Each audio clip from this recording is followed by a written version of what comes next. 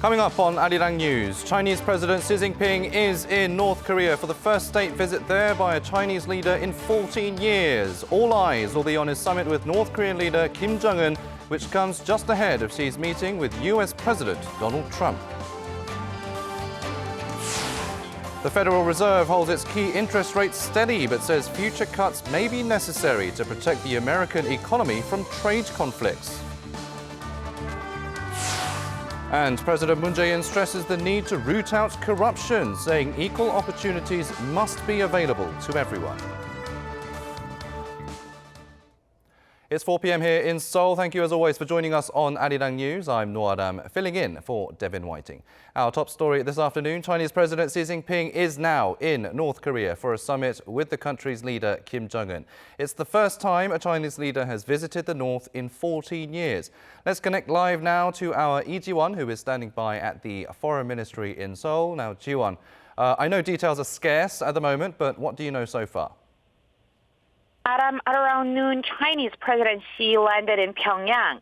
And according to Hong Kong South China Morning Post, Xi was with his wife Peng Liyuan and several top aides, including Foreign Minister Wang Yi, top diplomat Yang Jiechi, and key economic advisor He Lifang. It's reported that North Korea held a welcoming ceremony for Xi at Pyongyang Sunan International Airport, but we do not yet know if North Korean leader Kim Jong-un was at the airport to welcome Xi. Now, while the specifics of their schedule hasn't been revealed yet, South Korean media is speculating that the two leaders will hold their summit sometime today at the headquarters of the ruling Workers' Party of Korea or the State Guest House Baekwawon. The agenda items on the table may include cooperation on the economic front, other bilateral issues, and Korean Peninsula issues as well. The two leaders are also expected to hold a banquet, and Xi could watch a mass gymnastics performance. The North state-run media reported on Xi's visit, saying that the event, taking place at a time when the North is facing grave tasks due to complex international relations, demonstrates the two sides' strong and unbreakable friendship.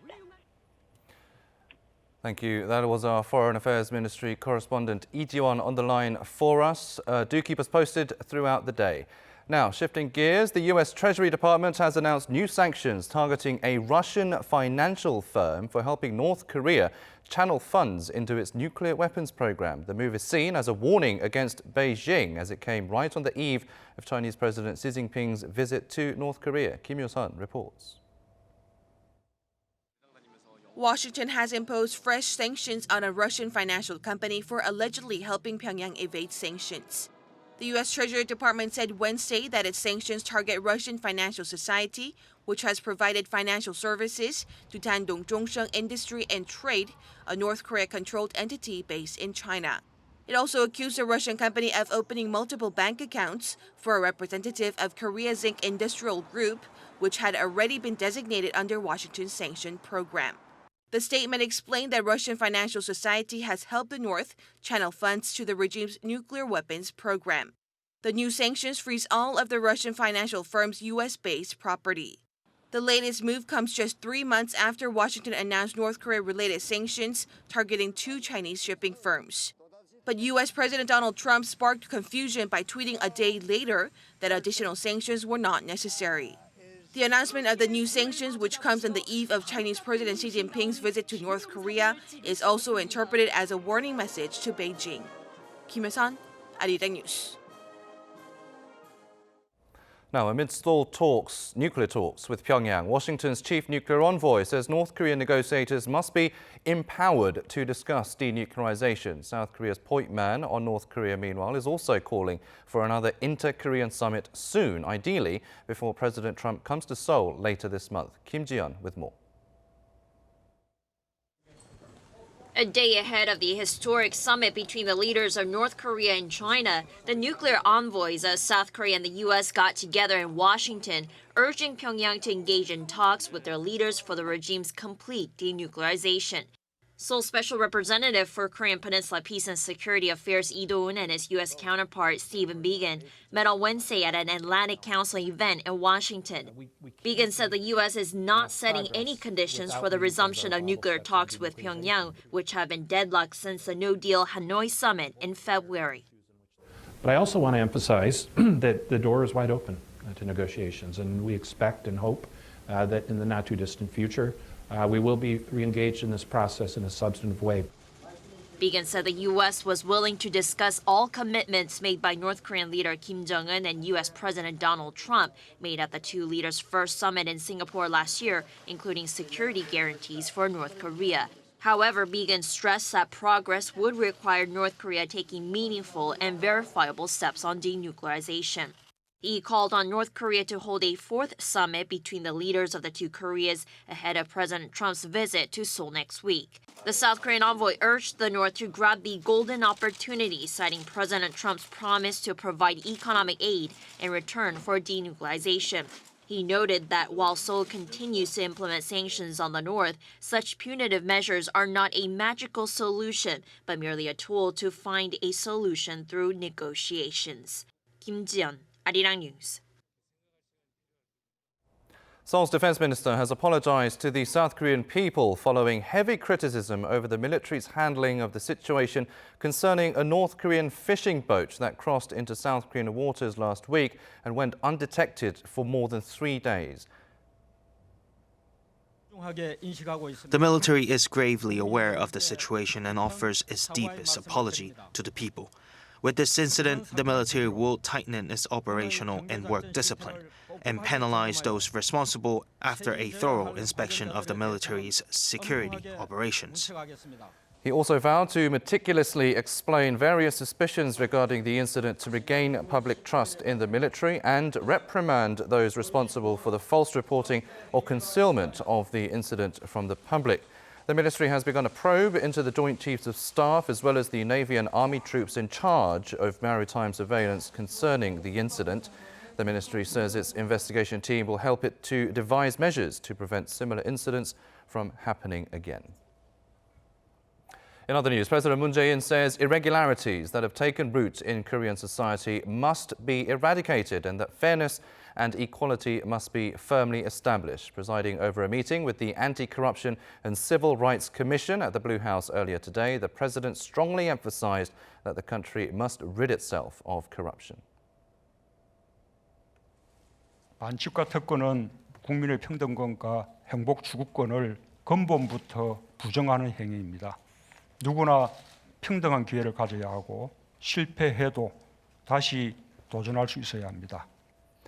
President Moon says young people will lose hope and won't pursue their dreams if society does not offer equal opportunities. He also called on the National Tax Service and other relevant ministries to use all possible means to prevent delinquent taxpayers from hiding their wealth and high-income earners from enjoying unfair privileges. Disney and Pixar's Toy Story 4 and a reboot of the classic movie Child's Play are now in theaters. Our Lee Min-sun has more on the latest releases. Almost a decade after Toy Story 3 was released in June 2010, the family-friendly series is bringing back Woody, Buzz, and the rest of the gang with its latest installment. Many viewers in Korea are excited about the release of Toy Story 4 after such a long wait. Some 120,000 tickets were pre-sold as of Wednesday night, ranking number 1 in pre-sales among newly released films. The story begins at new owner Bonnie's house with familiar characters like Woody, Buzz Lightyear, and Jessie. When a new handmade toy named Forky runs away, denying its faith as a toy, Woody and his friends go on an adventure to persuade and bring Forky back to Bonnie. The story takes the characters through various places like a traveling carnival and an antique store. The movie is also showing at IMAX theaters for fans who want an even more vivid viewing experience. And another movie from the Child's Play franchise hits the screens on the same day. The 8th Child's Play movie is a remake of the original film released in 1988 with the same title. The scary Chucky doll that never dies got some major upgrades in the new release with advances in technology. Geared with artificial intelligence, the killer doll can connect to and control all the digital devices around the house and use the TV, lights, and smartphones to threaten and kill people. And lastly, a Korean film titled The Beast is set to be released next Wednesday. The action thriller film is jointly produced by Korean and French producers and takes the main storyline from the 2005 French film 36th Precinct. The story begins when a detective named Han-soo agrees to cover up a murder by drug dealer Chun-bae in order to get a critical clue to catch another notorious murderer. The story gets complicated when another detective finds out about Han-soo's deal with the drug dealer. With a range of different genres and stories, there's something for everyone at the movie theaters this summer. 이민선, 아리랑 뉴스.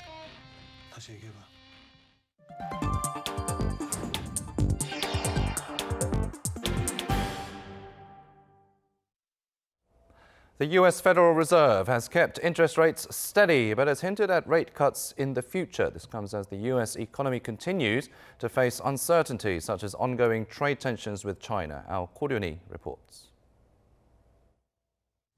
The Federal Reserve held its benchmark interest rate steady on Wednesday at a range of 2.25 to 2.5%.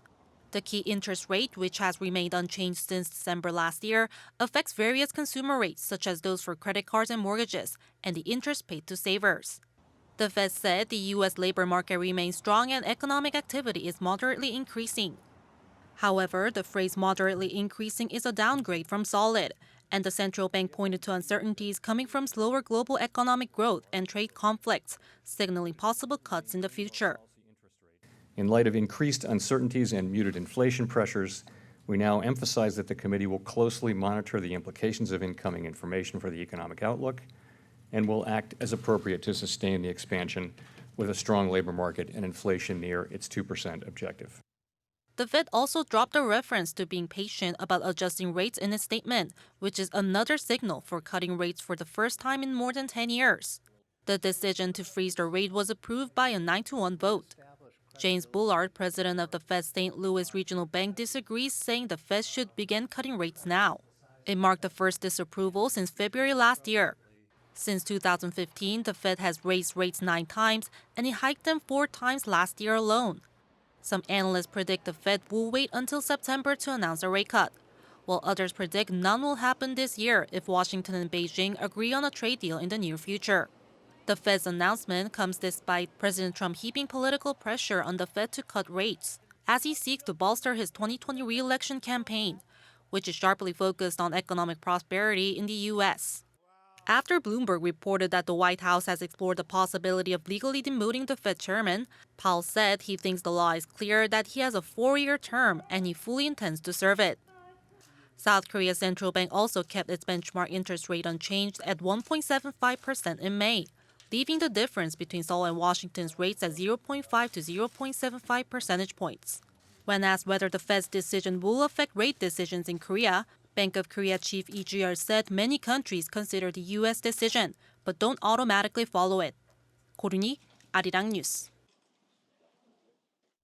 After 3 consecutive months on the up, South Korea's producer prices remained flat in May. The Bank of Korea says the production price index, a key barometer of future consumer inflation, stood at 103.7. The central bank said industrial goods prices rose 0.2% on rising global oil prices, but agricultural goods prices fell more than 2% on increasing supply. The prices of electronic goods, such as semiconductors, also rose slightly for the first time in 7 months. US Trade Representative Robert Lighthizer says he expects to meet with his Chinese counterpart ahead of next week's G20 summit in Japan. At a congressional hearing on Wednesday, Lighthizer said he will speak with Chinese Vice Premier Liu He over the phone and expects to meet with him along with US Treasury Secretary Steven Mnuchin in Osaka before President Trump sits down with Chinese President Xi Jinping on the sidelines of the summit. Lighthizer said it's in the interest of both countries to have some kind of successful trade agreement. Trade talks between Washington and Beijing broke down last month after US officials accused China of backing away from commitments. It's now time for an in-depth look at the global markets, and for that I'm joined on the line by Mr. Daniel Yu, Global Strategist at Kiwoom Securities. Mr. Yu, thank you for coming on today. Thank you for having me today. Now, Mr. Yu, the Federal Reserve, as we heard, has kept interest rates steady for now, but it has left the door open to future cuts, leading to Wall Street inching up slightly. How did local and foreign markets fare? Yes, as you said that if you look at yesterday's U.S. market trend, it was mixed until the FOMC minutes were released. Trump and Xi Jinping meeting on G20 summit, possibility that has increased the positive sentiment for U.S. market. But right before the FOMC meeting, market corrected to the negative territories. But with the news that the FOMC kept the interest rate hold, but indicated that it will lower the interest rate by around 50 basis points in the second half of 2019, has basically cheered the investors and actually resulted into U.S. market recovering. Dow showed 0.15% increase, S&P 500 rose 0.3%, NASDAQ was up 0.42%. With this news, the Chinese market has shown very significant run today. Yesterday, it rose by 0.9%. Today, another 2.2% plus. Also, the Kospi shows some recovery. Kospi rose 0.3%, while Kosdaq was up 1.3%. We have seen the Chinese renminbi appreciating. That resulted into quite significant rise of Chinese market. If the continuation of this rate cut possibility lingers, then the global equity market will go up on the basis of the liquidity injection in the market. Right, Mr. Yu, what do you think are the reasons for the Fed's decision to freeze the rates now? Well, I think that there are a couple of reasons. If you look at the first thing is that the U.S.-China trade war is definitely putting huge pressure on the global growth rate, including U.S. And the Powell have said that he admitted that this is putting quite huge pressure for U.S. economic growth rate. The second factor is the inflation number that seems to be quite timid. If you look at the inflation, it is coming in at only 1.8%.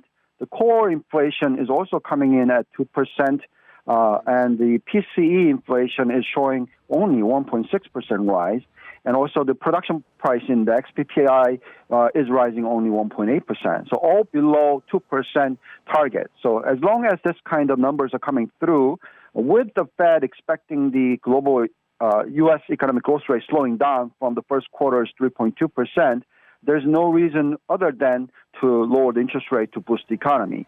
So clearly, weaker economic growth rate expected going into the second half of this year is resulting into, and also lower inflation environment is resulting into Fed moving aggressively in terms of the rate cut.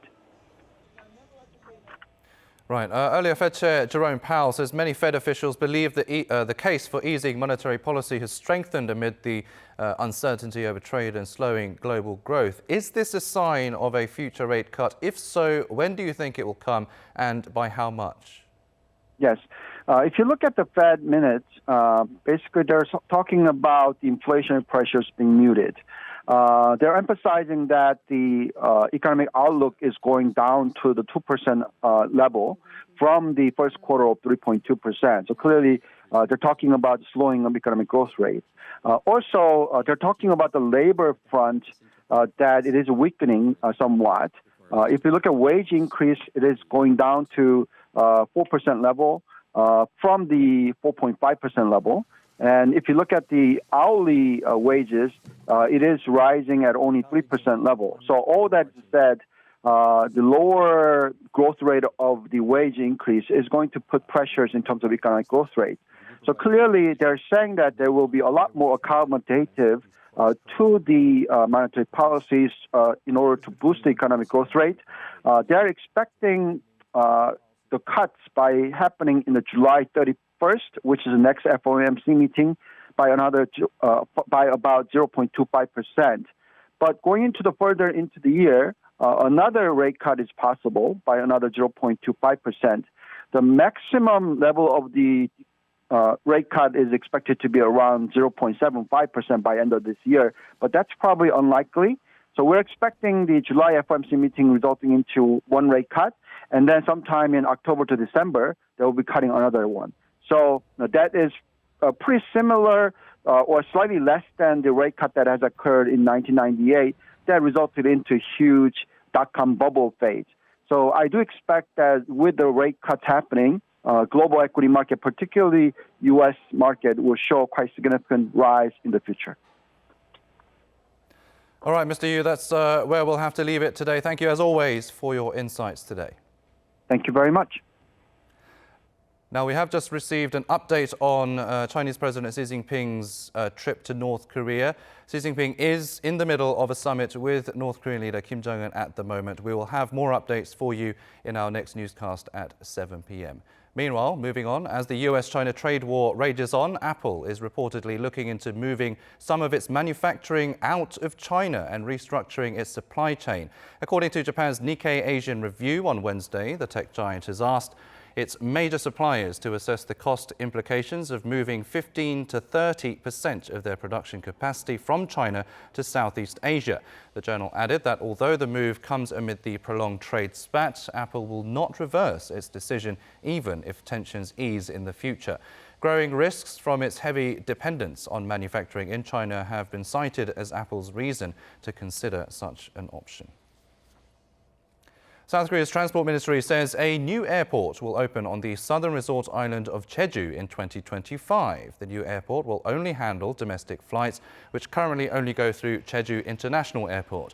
The government believes the new airport will alleviate inconveniences for domestic travellers during the peak season and also serve as a backup for when the other airport is forced to shut down due to bad weather.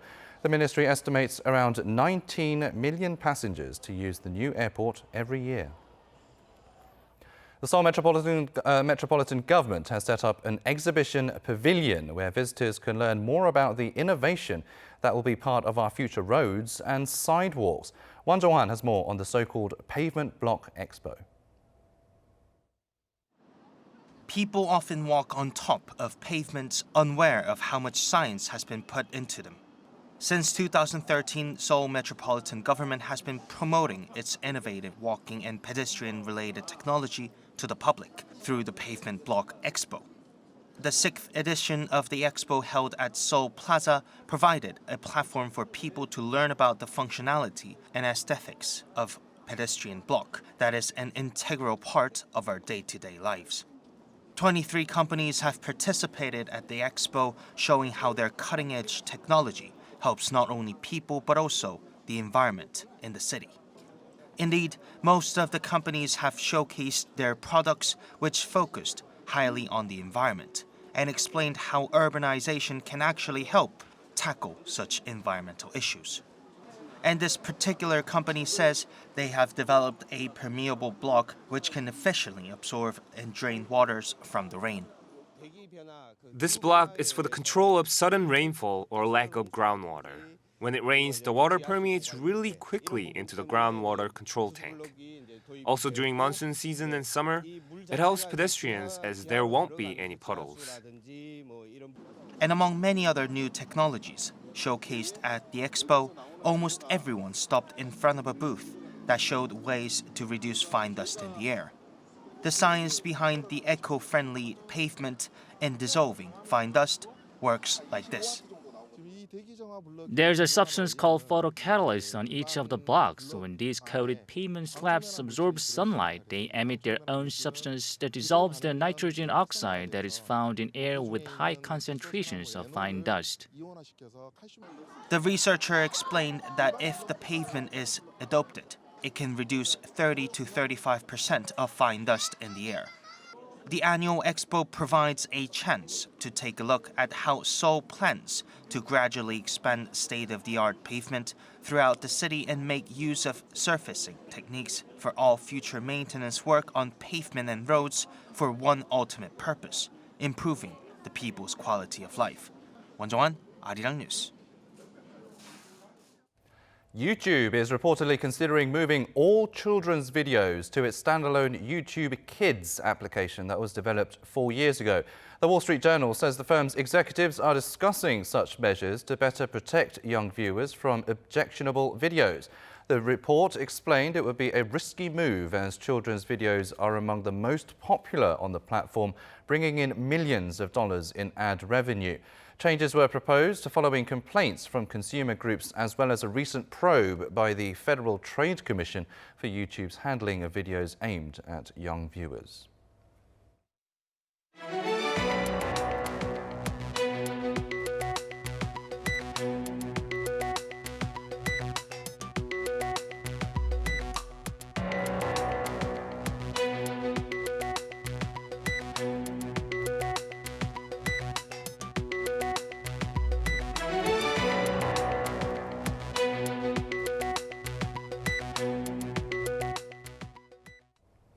And that is all the news we have for you at this hour. Thank you as always for watching. I'll be back with Han Do-eun at 7 p.m. Korea time for Arirang News Center, so stay tuned.